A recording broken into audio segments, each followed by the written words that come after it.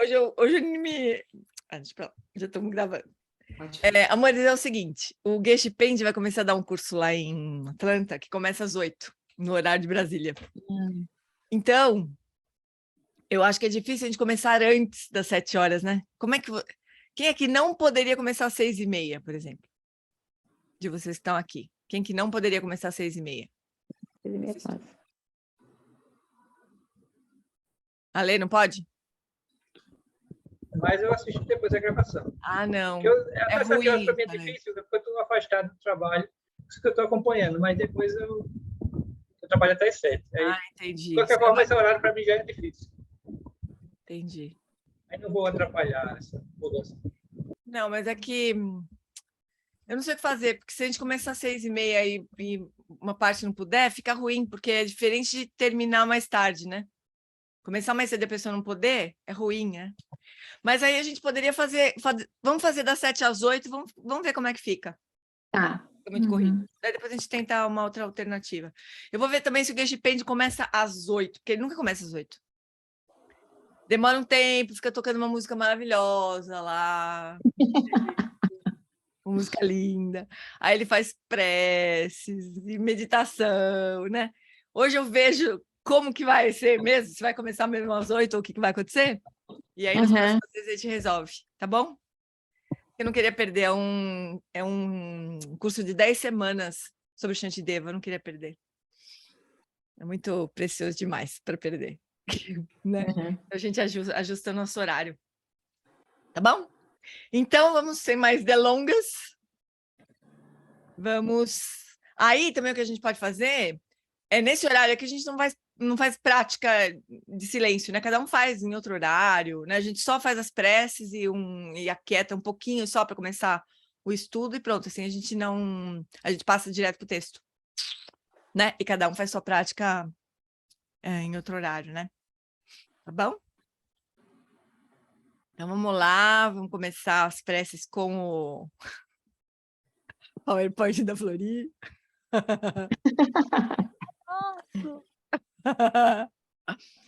Então, vamos lá, fofuras. A gente começa tomando refúgio, uma vez em português, uma vez em tibetano, uma vez em silêncio.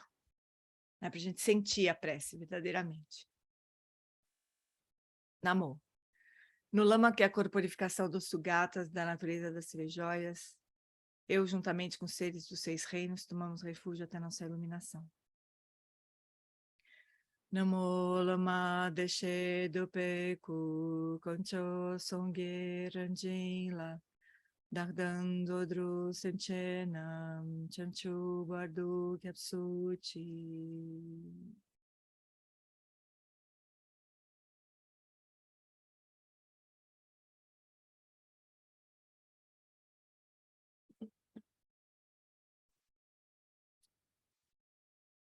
E para cultivar a bodhicitta, para benefício de todos os seres, eu faço surgir o espírito do despertar e cultivo a realização do lama como Buda.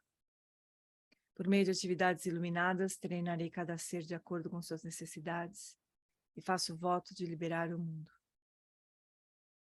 Semke droa kondonto lama sangye drubneni ganla gandu trinleki droa droar dam chao.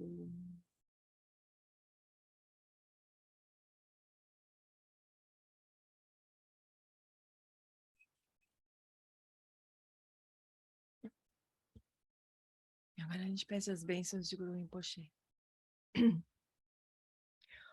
Hum. Na fronteira noroeste de Odiana, no coração de um lótus, está sentado aquele renomado como Padmasambhava, que alcançou o espantoso Supremo Cid, e está cercado por uma hoste de muitas daquines. Seguindo suas pegadas, dedico-me à prática, por favor, aproxime-se e conceda suas bênçãos. Guru Pema Siddhi Hum. Argen Yoge Nabjansam Pema Gesar Dompola Yamsen Chogi Ngodrunye Pema June Shesudra Kordo Kandro Mampukor Keki Jesu Datruki Jinge Lapche Sheksuso Guru Pema Siddhi Hum. Hum Again Yuge Nobjan Sang. Pema Gesar Dompola.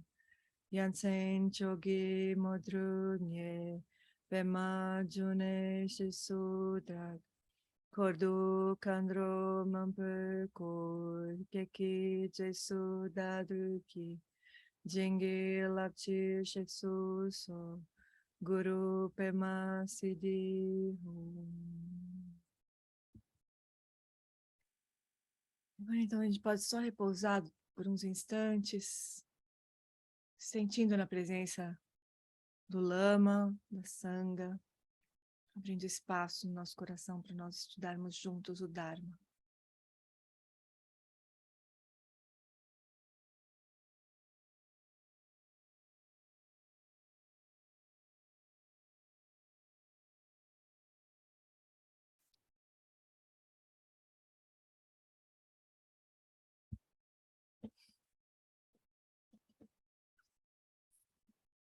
Então, vamos lá.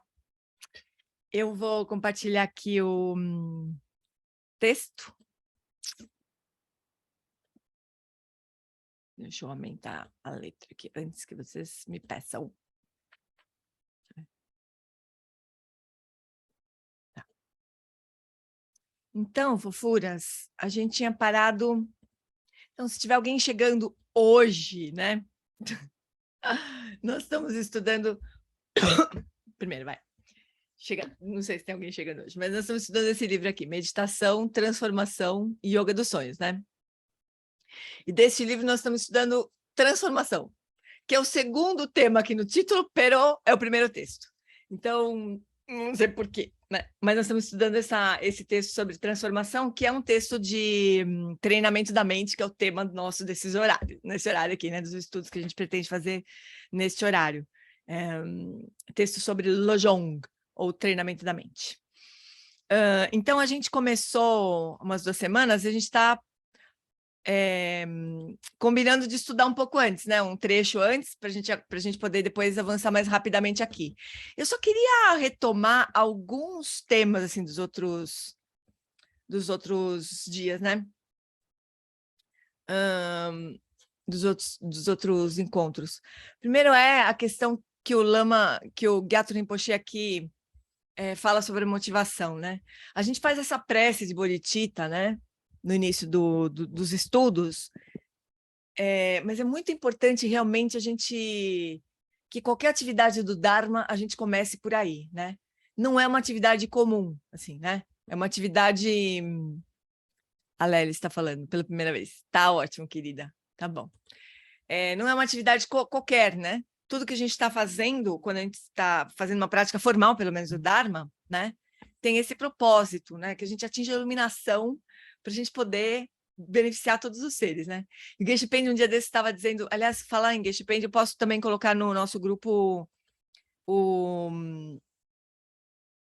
link para esse curso, né? Que ele está começando hoje, para quem quiser. E todo mundo pode se inscrever, é aberto. Então, eu vou colocar aqui. Pronto. Aí, ele estava dizendo que, olha que coisa mais maravilhosa, né? Ele fala que a Bodhicitta tem esse desejo desesperado de atingir a iluminação para beneficiar os seres, né? E que o Buda, ele é capaz de saber exatamente o que dizer, em que momento dizer, para beneficiar os seres, para ajudar as pessoas. Isso não seria maravilhoso? Essa tal onisciência do Buda, né? A gente saber exatamente o que dizer, exatamente o momento certo, a forma correta, de acordo com aquela mente que o Buda enxerga, né? E dizer exatamente o que aquele ser precisa no momento certo. Então, essa é uma qualidade maravilhosa, indispensável, né? Se a gente quiser realmente ajudar as pessoas todas a se libertarem do samsara, né? Não tem tradução, Ana, infelizmente. Não tem, é lá em Atlanta mesmo. Esse estudo do Geshe Pende. Então, acho que isso né, cultivar cada vez com mais de força, que nem diz minha irmã, né? Cada vez com mais de força, cultivar essa motivação da bodhicitta é uma coisa muito importante para nós, né? E uma outra coisa que o Gyatso Rinpoche fala aqui é que esse texto que a gente está estudando, para quem não está no caminho espiritual, esse texto é irrelevante e até inútil, né? Então, a gente vai ver, muitas vezes a gente vai se deparar com isso. Ensinamentos que são muito duros, assim, né? E que no senso comum não fazem sentido. Então, retomado esses 2 pontículos, então a gente tinha parado aqui, ó. A gente tinha combinado de estudar até aqui, e daí, no último encontro, a gente discutiu até aqui. Então, a gente vai começar aqui, até onde a gente conseguir, porque vamos ver como é que avança. Mas então a gente vai ler, eu vou ler meio que rapidamente, depois a gente vai passar linhas, resgata, como a gente tem feito, tá bom? Tem assuntos muito interessantes aqui, muito bonitos, inclusive, agora. Então, particularmente nesses tempos degenerados, os seres sencientes têm um poder muito pequeno de consciência discriminativa. Interessante a gente entender o que seria isso, né? Então, tendo falhado em realizar a sua natureza da consciência de sabedoria primordial, eles a confundem com o desejo. Então, em vez de a gente se reconhecer como Budas, a gente se reconhece, a gente deseja coisas, né? A gente não tem contentamento, né? Porque a gente se confunde. Então, a sabedoria discriminativa segue sem ser desenvolvida. Portanto, há uma fraqueza na atenção plena e na vigilância. Um dos impedimentos para a prática de meditação é desejar muitas coisas, né? Então, um dos grandes antídotos, um dos grandes requisitos para uma boa prática de meditação é reduzir os desejos, né? Mas como a gente não faz isso, há fraqueza na atenção plena e na vigilância, que são os 2 atributos ou as 2 qualidades mentais que a gente desenvolve em shamatha, né? Eles não são capazes de identificar com precisão a acumulação de não virtude ou de virtude, para rejeitarem ou aceitarem as coisas com bons resultados. Quer dizer, nós, né? O Gyatso Rinpoche está falando dos seres, mas no caso somos nós, ele está falando de nós, né? Por exemplo, né? Então, essa dificuldade que a gente tem em discriminar, de fato, né? O que é causa de virtude e o que é causa de não virtude, no sentido do Dharma, não senso comum só, né? O senso comum às vezes coincide, mas às vezes não coincide. Então, a gente não tem uma dificuldade em entender o que deve ser aceito, o que deve ser adotado ou o que deve ser rejeitado, né? A maior parte do sofrimento que nos aflige, nesta era corrupta de tempos difíceis, surge de fato do seu frágil poder de discriminação. Mantendo isso em mente, vocês deveriam se esforçar mais para desenvolver mais sabedoria. Vocês dizem, olha onde pisa, mas vocês deveriam olhar antes de pisar. Olhar e depois pisar, né? Então, essa é a ideia, né? Que a gente desenvolva isso, né? Em particular, se você é um praticante do Dharma, isso aqui é bonito, muito bonito. O significado de não ser afligido pelos obstáculos que surgem de inimigos, doenças, espíritos malévolos, em linguagem tibetana, né? Mas espíritos malévolos, eventualmente, são as nossas próprias mentes, né? Ou qualquer outra coisa, não é que você se tornará apto a evitar o sofrimento de tais coisas no futuro. De fato, matar um inimigo não garante que um outro não venha se manifestar, ou se livrar de uma determinada aflição que a gente sofre nesse momento, né? Isso não significa que outra, não garante que outra não vai se manifestar. Ou se livrar de uma doença, não há garantias de que não terá outra nesta existência cíclica, uma outra doença. Na verdade, tudo isso significa que os impedimentos não serão capazes de surgir como obstáculos para o caminho espiritual. Isso é uma coisa muito importante para esse nosso trabalho de treinamento da mente. Então, ser um bom praticante não garante, aliás, não significa que não vai surgir complicação na nossa vida. Não significa que a gente vai se livrar de tudo de uma vez, né? Significa que o que surgir não vai impedir o nosso caminho, não vai surgir como obstáculo para o nosso caminho. Isso não é bonito? Então, a gente pode achar que, putz, eu estou praticando faz tanto tempo e ainda continuo sendo, sei lá, ainda continua acontecendo essas coisas comigo, eu acho que eu não tenho mérito. Não é esse o ponto, né? O que surge como caminho e tranca o que surge na nossa vida e tranca o nosso caminho espiritual, isso é um obstáculo para o praticante. Não é qualquer coisa que surge. E a gente deveria rezar, como eu falei, já mostrei para vocês uma prece do Lama, uma aspiração do Lama Wallace, que o que quer que surja na sua vida, surja como apoio para o seu caminho espiritual, não como obstáculo. Essa é a prece dos lamas para a gente, né? Não é que aqui nunca tinha acontecido nada de ruim, porque eles sabem que isso não vai acontecer, né? Sabe que estão enganando a gente. Você não consegue evitá-los completamente, mas eles deixam de obstaculizar o progresso no caminho para se tornarem parte dele. Eu acho que esse parágrafo aqui, eu vou pintar de rosinha para a gente ler de novo na outra semana. Esse parágrafo aqui, acho que eu acho que a essência das práticas de treinamento da mente, né? De a gente ver a diversidade como trazer a diversidade para dentro do caminho, né? Essa é a essência das práticas de treinamento da mente. A gente não deveria rezar para não acontecer nada com a gente. A gente deveria rezar para o que quer que aconteça, nos apoiar no caminho, não nos trancar. Essa parte é muito lindo isso, eu acho. Para que isso aconteça, existem 2 coisas que você precisa praticar. Aí vem sempre a pergunta, muito bonito esse pintado de rosinha. Muito legal, né? Mas como é que eu faço isso? Né? Afinal de contas, né? Tão bonito, né? Mas como é que eu faço? Então, para que isso aconteça, existem 2 coisas que você precisa praticar. A primeira é abandonar a atitude de total aversão à diversidade.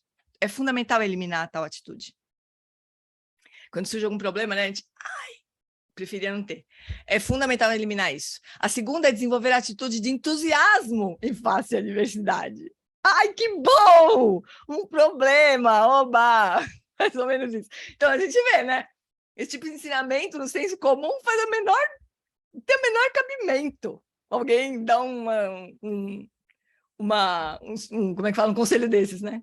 Não é que a gente vai sair por aí procurando a diversidade, porque a gente não precisa fazer isso, né? Vai chegar. Vamos começar com a primeira, que é abandonar a atitude de profunda aversão à diversidade. Aí já tem uns pedaços do texto raiz aqui, né? Não há nenhuma razão para ter aversão à diversidade. Em vez disso, você deve reconhecer continuamente a ausência de sentido e o grande prejuízo que surgem de toda a ansiedade miserável que é experienciada por encarar a diversidade como algo desfavorável. Se todo problema que surgir... Lembra que até o Paulo estava, na outra semana, a gente estava falando, se todo problema que surge a gente fica com o sofrimento daquilo, a gente se acostuma a sofrer quando a diversidade surge, né? A gente se acostuma a rejeitar, a passar mal quando surge alguma coisa ruim. E a gente fica repetindo isso. A gente se habitua a fazer isso, né? Isso é um hábito de sofrimento, né? A gente se habitua a falar, ai, que horror que esse negócio está acontecendo comigo. Esse é um tipo de sofrimento que a gente se habitua a ter. Ao relembrar repetidamente como isso é sem sentido, você começará a compreender. Então, ao tentar se habituar à poderosa expectativa de sentir que, a partir de agora, diante de qualquer tipo de adversidade ou sofrimento que surgir, eu não temerei e nem criarei laços com ela, apenas permitirei que se manifeste. Uma grande coragem é cultivada diante da adversidade. Não é uma tarefa simples. Mas se você fizer isso algumas vezes, o poder se desenvolve e, ao final, todas as velhas tendências habituais se dissipam. Se alguém está sempre brigando com você, te irritando ou alimentando uma relação negativa, depois de um tempo você pode decidir, bom, eu não terei medo disso, porque é inútil. Deixarei apenas as coisas como são. As coisas serem como são, né? Em vez de reagir, permita que socorra e observe. Depois de um tempo, aquele indivíduo que está sempre brigando com você vai se cansar ou vai se envergonhar. Se for uma pessoa digna, ela vai ficar envergonhada. Se a pessoa não for digna, ela vai ficar entediada ou cansada. Ela vai desistir de brigar com a gente, né? O ponto principal aqui é que todo conflito é algo sem base. Não há razão para continuar desenvolvendo algo que não tem sentido. Ô, Giane. Oi? Ô, Giane. Fala, Mori. Uma coisa que eu acho muito interessante nessa abordagem é que é como se você, quando ele vira e fala de acolher, né, o sofrimento, né? É como se você estivesse assim vendo o karma mesmo, né? Opa, isso aqui Uhum. brotou, é meu karma. Isso aqui brotou alegria, brotou sofrimento, é meu karma. Então, ou seja, é muito mais uma contemplação do karma do que a coisa da reatividade impede a gente de contemplar o próprio karma, né? É basicamente isso, né? E ao contrário também, né? Se a gente olha para tudo que acontece Sim. com a gente como resultado de ações anteriores, é uma forma também de a gente parar de sofrer, né? Com isso. De Sim. acolher como resultado, simplesmente, de outras ações, né? Como você contempla os frutos, né? Contempla os É como frutos. se a gente estivesse aqui nos frutos, com uma opção adicional de ainda ter um caminho espiritual, entendeu? Olha que maluco, que interessante. Eu lembro uma vez a Anne Zamba, ela estava no Nepal, acho que já não sei, acho que faz tempo que eu não conto, mas ela estava no Nepal esperando uns brasileiros que iam dar carona para ela.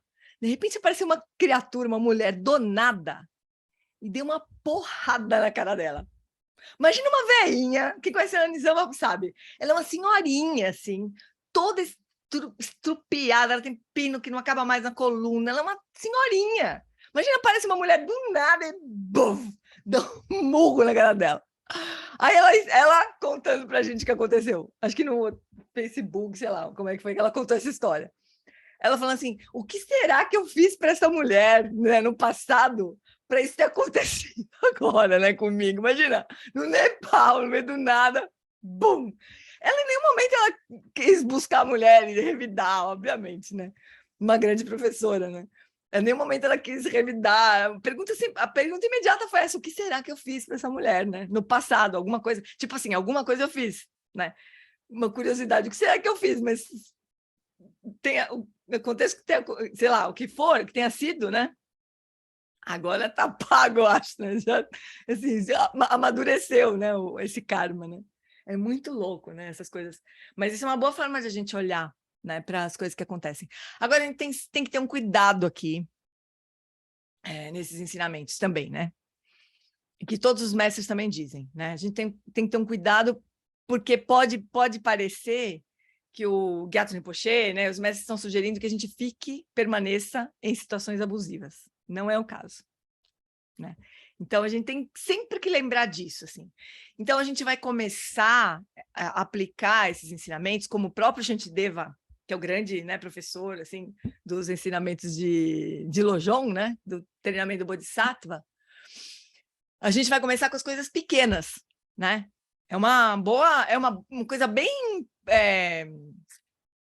como é que fala? Sensata fazer isso, né? Começar com as adversidades pequenas e criando um músculo. E também compreendendo como é que a coisa funciona, né? Mas é uma coisa muito importante, assim. A gente não devia nem precisar lembrar disso, mas é importante lembrar, né? Em nenhum momento, nenhum lama recomenda que a gente fique, né, lá numa situação abusiva, numa relação abusiva, e achando que isso é treinamento da mente. Então, não, beleza? É bom a gente, né, deixar isso claro, assim, porque, sei lá, pode... Oi. Gê, Oi. tem outro ponto também que eu acho que é importante, que faz parte do treinamento, né? É você interromper uma ação negativa do outro.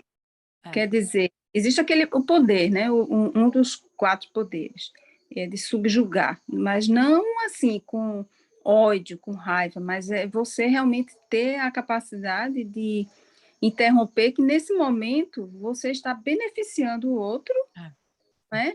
E evitando também, como você falou, uma situação que você não vai ficar, bate em mim, porque é o carro e eu já estou colhendo aqui. Não, não é assim.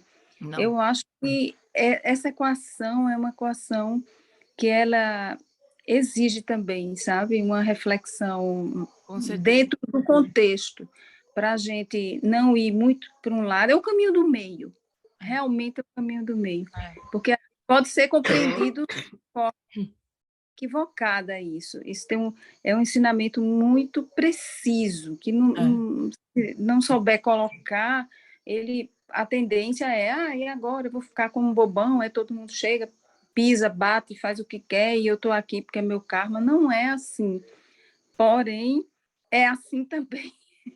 Quer dizer, Depende da pouquinho. circunstância, né? Depende da nossa capacidade também de prática, né? Se a gente realmente puder tomar uma atitude negativa com direcionada a nós, né? Como uma forma de prática, isso é maravilhoso. Mas você tem razão. A gente tem que ter essa capacidade discriminativa, né? Que o Gyatso Rinpoche estava falando lá no começo, né? Para entender o que é o que aí, né? Mas é muito importante isso aí. Muito, muito, muito importante. Não é compassível. E às vezes a única forma que a gente tem no momento, né? Numa relação difícil, assim, de interromper é se retirar da relação. Realmente, né? É simplesmente se retirar. Talvez não consiga fazer nada mais eloquente, assim, né? Para o outro entender. Ou a gente não tenha nem sabedoria para isso, e nem seja o caso, né? Mas simplesmente se retirar, não permitir que aquilo se perpetue, é uma grande coisa. Isso é compassivo, né? Não é...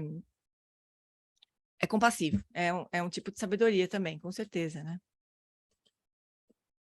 Então... Se você está numa casa onde não há fantasmas ou espíritos malévolos, mas ainda assim pensa que há e fica bastante paranoico com isso, toda vez que a porta bater ou algum vento entrar pelo quarto, seu medo será comprovado.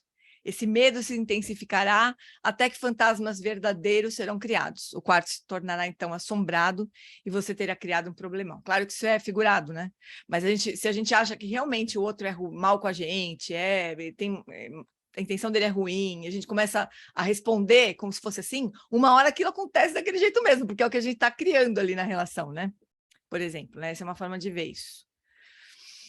Para desenvolver a atitude de abandonar essa profunda aversão à diversidade, o célebre Shantideva disse: se o sofrimento pode ser corrigido, não há razão para ficar desanimado. Se não pode ser remediado, não há benefício mesmo em ficarmos infelizes.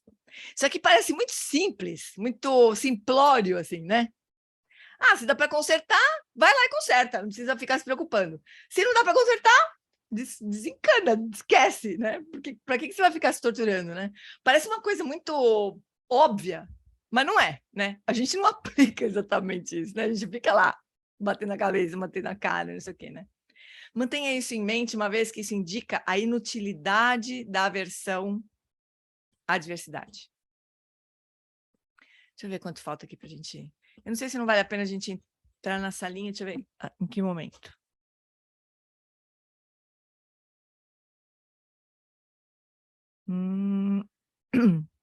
Vou mandar mais um pouquinho aqui. Enquanto desenvolve essa atitude, mantenha a consciência do grande prejuízo dessa aversão.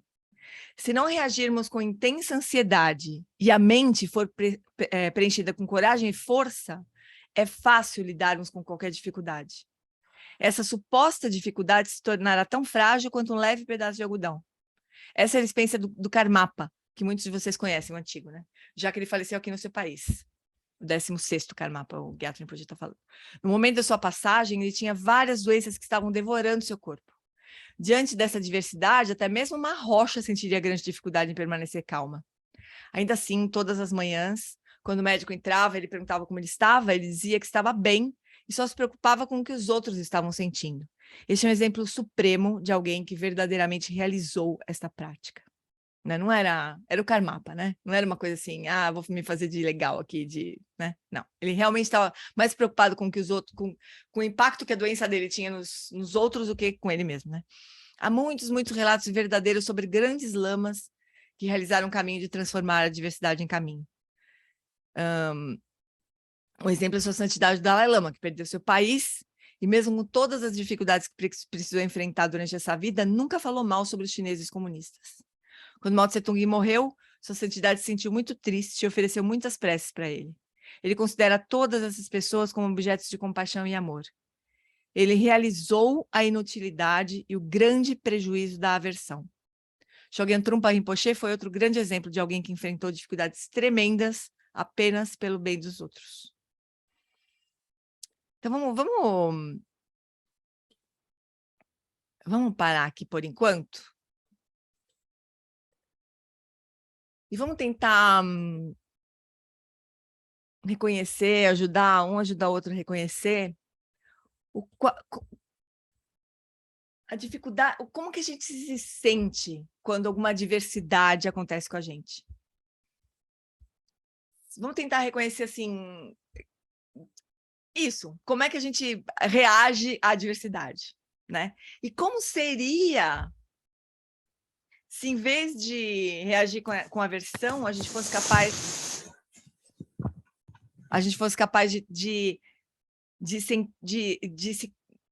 de olhar para o que quer que esteja acontecendo com um destemor, com assim, uma ausência de medo, assim, com coragem, né? O que quer que aconteça, eu vou agora trazer para a prática. Tá bom? Ou que, sei lá, ou qualquer outro tema desse trecho aqui que vocês quiserem discutir, né? Mas eu vou abrir as salinhas agora aqui. Hoje de manhã, no estudo da manhã, a gente estava falando, né, que dá uma preguiça, as pessoas estavam falando, dá uma preguiça de ir para as salinhas, mas depois quando a gente está na salinha é tão legal, né? Então vamos vencer a preguiça de ir para a salinha. E vamos conversar um pouco, que é uma forma boa de a gente internalizar tudo isso, né? Vou deixar 15 minutinhos, daí a gente... Mas aí, ó, vamos combinar uma coisa. Eu vou deixar 15 minutinhos, mas aí um de vocês, já escolheu logo de saída, assim, um de vocês fica responsável por pegar pontos legais para trazer para o grupo grande, tá? Porque daí a gente passa mais 15 minutos resgatando no grupão, beleza? A sugestão é essa, Rafa, de a gente conversar sobre qual que é a nossa reação natural, normal, comum, nem natural nem normal, comum à diversidade, né? Na nossa vida. Como é que a gente reage às adversidades? E como seria se a gente pudesse ter uma atitude de destemor frente às adversidades? Como seria usar essas coisas como prática? Tá bom? Ou o que vocês quiserem conversar sobre hoje. Então, vou abrir as salas. Quando estiver faltando um minutinho, eu vou mandar uma mensagem para vocês todos. Aceitem e vão.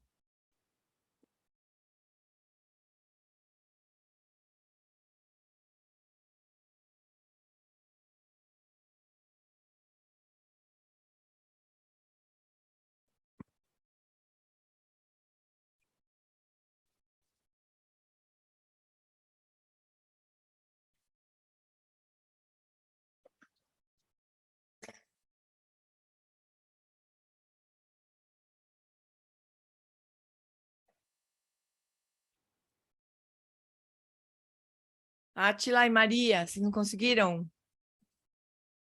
ir para essa linha? Não consegui. Você pode de novo, por favor? Eu vou pôr 2 vezes. Peraí, espera um pouquinho. Agora vê se você consegue, Má.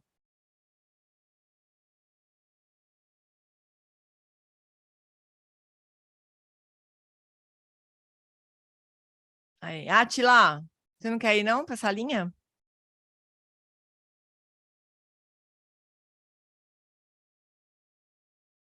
Átila, você está aí?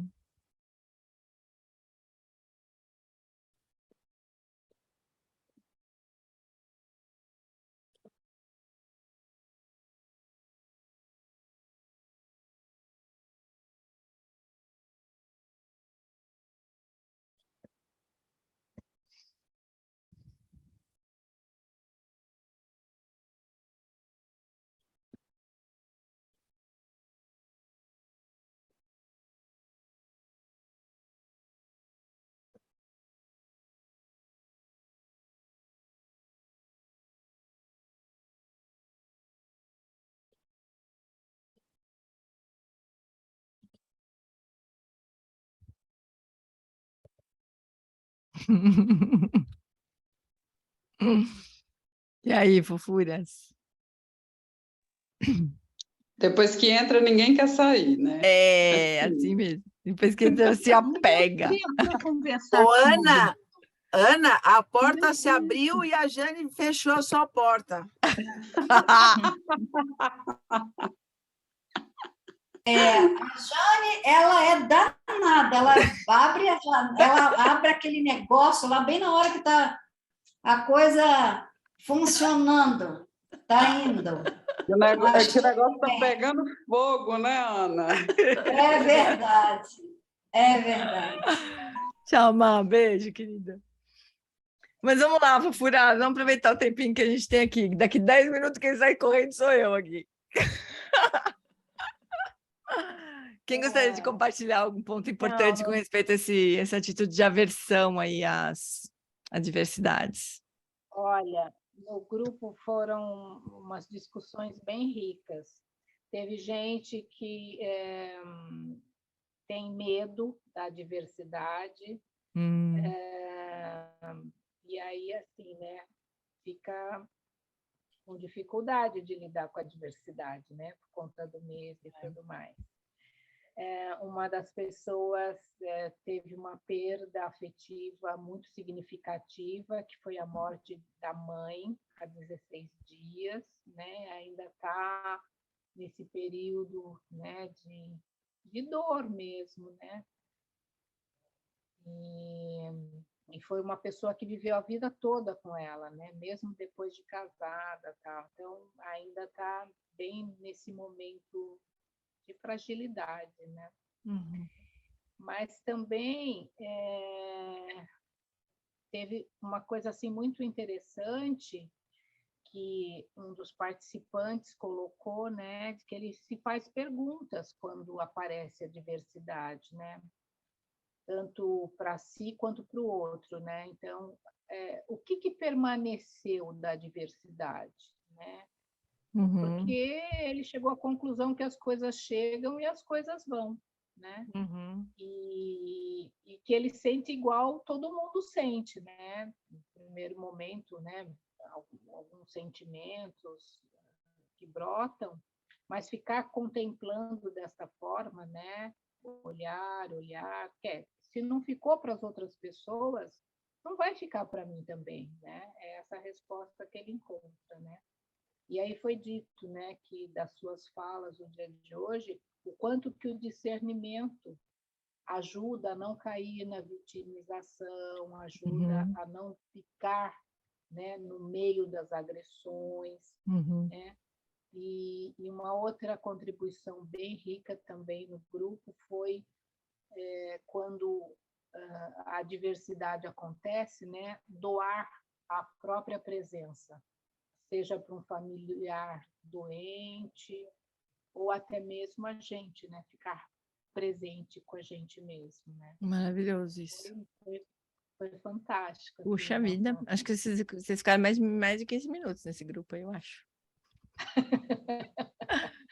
Fala, Estelinha. Obrigada, Carmen. Oi, gente. Boa noite. Nós ficamos no grupo 7 com a Alexandre, Tereza e Aparecida. O grupo foi lindo, só que não deu tempo de eu falar. Esse pessoal fala demais, viu? Foi muito bonito, tá?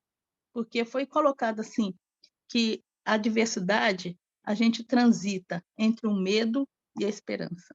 Aí entra a coragem também. E assim, eu penso, então, a Aparecida falou, quando tem a diversidade, ela pensa muito no lama.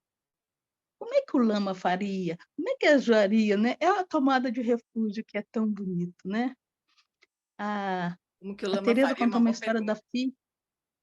Que o lama faria, né? Então, eu acho que isso aí é o X. A coragem, sabe? Assim, o não aceitar a diversidade. A Tereza falou de uma filha que estava com você tem 10 meses de vida para essa filha.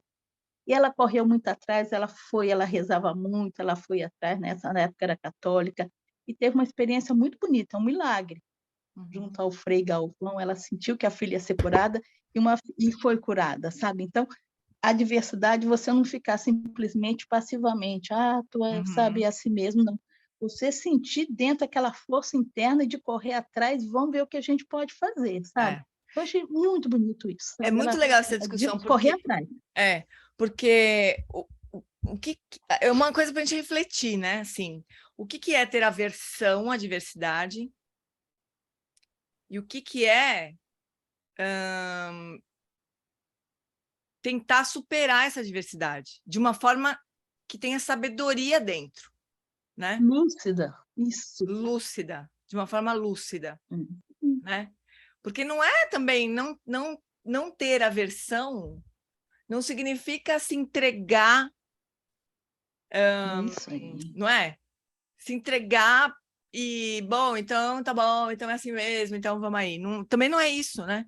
Então, como que é? Isso é um bom assunto para a gente refletir, né? O que é, afinal de contas, não ter aversão à diversidade, né? Agora, tem um ponto importante. Essa história de esperança e medo, ela é exatamente o samsara, né? É a gente ficar oscilando entre esperança de dar tudo certo e medo de não dar, né? Então, a lucidez, ela entra nisso, assim, né? Como é que a gente abandona expectativa ou esperança e medo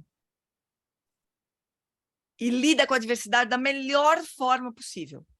Acho que esse é o desafio grande, né? De uma forma lúcida. Tá bom, se isso está acontecendo, teve causas, teve circunstâncias que trouxeram esse resultado, né? Agora, tá bom, tendo esse resultado aqui, o que eu faço agora? Né? O Alexandre colocou um exemplo bonito, e ele vê a diversidade dele e a diversidade dos outros. Então, quando você vai para os outros, a sua diversidade começa a ficar menorzinha, sabe? Você tira o autocentramento, né? Isso é uma grande chave, né? Uma grande chave. O nosso grupo foi lindo. Muito e eu bom. estava falando, comecei a falar, que eu tive Covid o mês passado. Só que eu trabalho com sequela de Covid. Então, eu estava morrendo de medo. Eu falei, meu Deus, vai acontecer tudo comigo. E foi justamente esse capítulo do se o sofrimento pode ser corrigido, uma razão para ficar desanimado. Se não puder, vamos ver. Exatamente. Esse é um ponto importante. O que adianta? O que adianta a gente ficar com medo, né? Ajuda em alguma... Mas é que nem diz o Geshe Pende, tem que convencer o nosso coração. A gente sabe. Não tem nada, ficar com medo, pior, não sei o quê. Mas por que na hora a gente acha que tem que ficar com medo e acha que é justificado o medo, né? E não faz nada para abandonar esse medo, né? Por que a gente não faz assim? Não adianta ficar com medo, agora eu vou lidar da melhor maneira. Ponto, né? Mas a gente não faz isso. A gente continua com medo, continua se lamentando, continua triste. E só piora, né? Só complica a nossa situação. Quem tinha levantado a mão agora e abaixou, correndo? Eu tinha levantado também. Fala, Lili. Você vai falar do seu grupo, né? Rapidinho, 2 minutinhos. Vai. Nós falamos também disso, falamos da questão... eu comentei que eu já li num lugar e que o psicólogo instruía as pessoas a se perguntarem, quando estavam em estado de ansiedade, medo, fobia, qual a recompensa que aquele sentimento trazia naquela situação, né?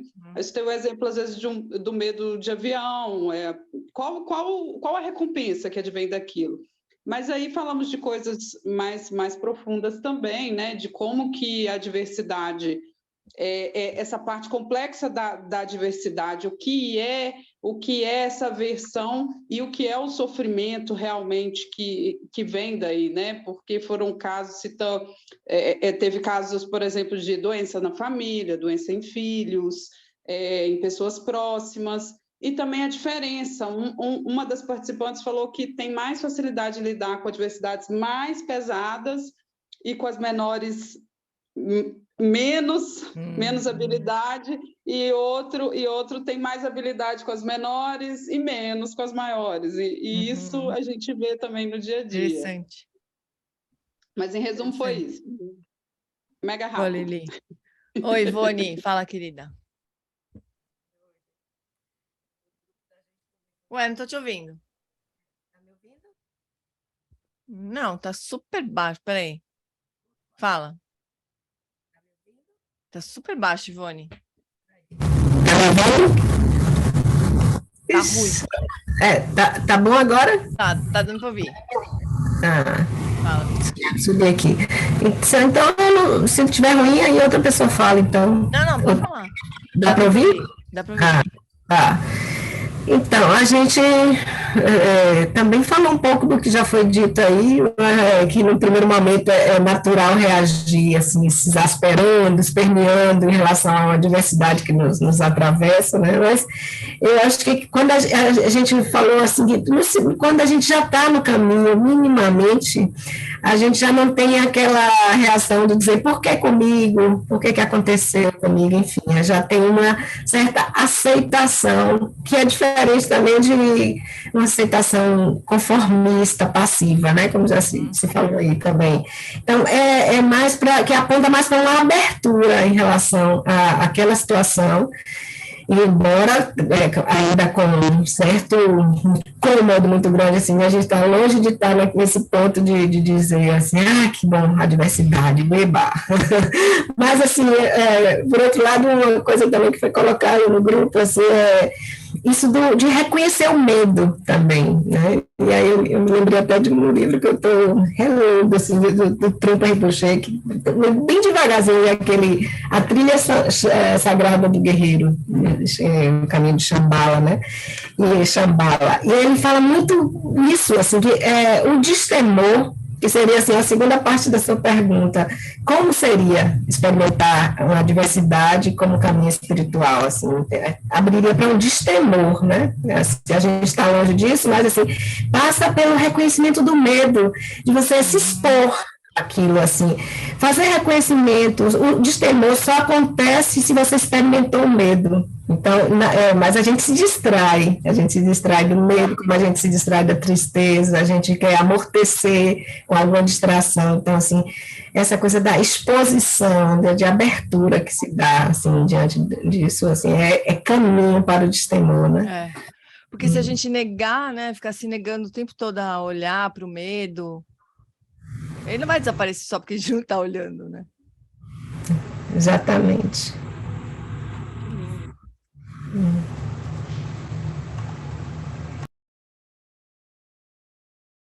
Que mais, fofuras? Vamos continuar refletindo sobre isso? Semana que vem a gente volta a falar? Porque tem bastante coisa, né? Pra gente refletir mesmo, assim. Como é que a gente... Que tipo de atitude que a gente tem, né? Frente às adversidades. Também a gente tem também tem aquela reação de fazedor, assim, né? De trator, né? Surge uma dificuldade, a gente já sai passando por cima de todo mundo, de todos e todas, para resolver, né? Também é um tipo de relação esquisita com a diversidade, né? Não tem necessariamente lucidez, às vezes não tem compaixão, às vezes né, matou no peito e chutou de primeira, assim, nem deu tempo de sentir nada, assim. Também é uma reação esquisita, né? Vamos continuar. Ó, até a semana que vem a gente termina esse trecho aí, que vai até a página 40. Mas a gente retoma um pouco essa discussão de como lidar com a diversidade e a gente avança até o finalzinho da página 40. Termina uma sessão, assim, vocês vão ver quando vocês olharem o livro. Muito bom, fofurinhas. Muito rico. Carol, tô te vendo aí, viu? Querida, a Carol tá chegando hoje também. Então, vamos fazer a prece de dedication. Vamos lá. Para esta acumulação de méritos, possa obter a onisciência que tudo vê e possam todas as falhas ser superadas. Que do turbilhão de ondas revoltas do nascimento, velhice, doença e morte deste oceano do Sansara, possa eu liberar os seres. Sonam di tanchesi pani toneni pedranam panjeshin kigana ti balong trupai si pechole droa show. No reino cercado por anéis e montanhas nevadas, você é sem exceção a fonte de todo benefício e felicidade. Poderoso Avalokiteshvara, Senhor da Compaixão, Tenzin Gyatso, que seus pés de lótus permaneçam firmes por centenas de erros. Garira, Oekorejin, Kansu, Pandandewa, Malujuene, Tirezi, Guantenzin, Jatsoe, Japekau, Jebadu, Tenjuchi. Garira Koroi Jinkan Supandan Dewa Malu Joen Chere Ziguan Tentin Jatsoi Jape Kauje Badu Tenjuchi. Por esta virtude possa eu rapidamente realizar o lama de Odiana e possa eu conduzir todos os seres sem exceção a esse estado de realização. Gewadini Dudako Ganlama Drugyuni Jo Chikomalupa Deisa Lagopacho.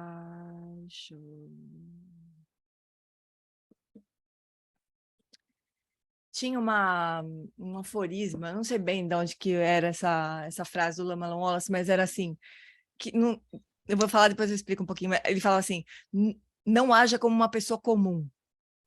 Uma pessoa não é nenhum tipo de superioridade, assim, sabe? Mas é mais no sentido assim, haja como um praticante, né? Não haja como uma pessoa que não é praticante, vamos dizer assim.